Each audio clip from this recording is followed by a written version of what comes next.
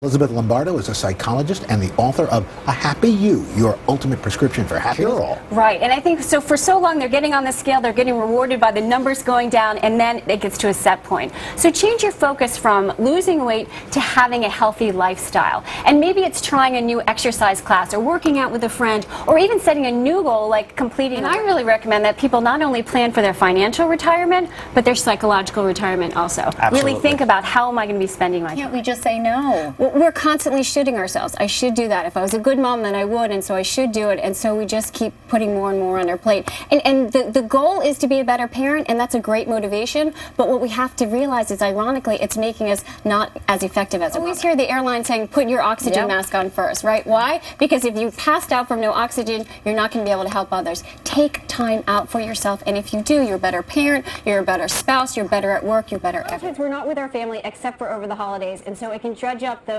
experiences that they had in the past.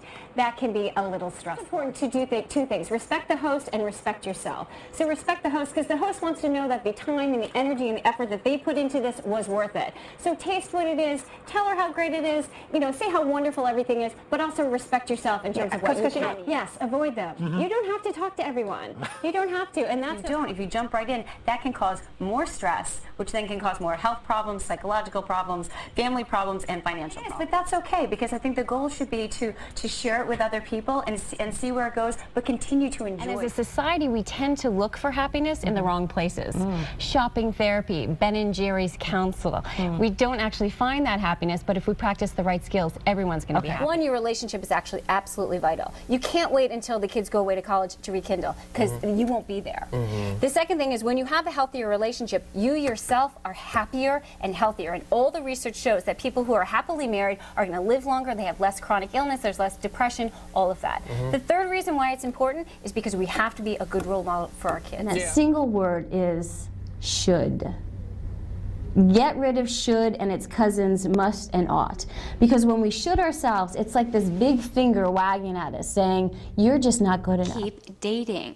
I don't care if you've been together for a month or 5 decades. Keep dating, spending time with each other. Positive. The first thing to remember is that you're not alone. So many people are going through difficult times right now. Not to be embarrassed and not to be overwhelmed by the stress, because I think a lot of times it's almost paralyzing and it prevents you from doing things like going out and looking for a job. You want to take steps to prevent yourself from getting that stressed out. You want to take care of yourself in terms of proper nutrition and proper rest.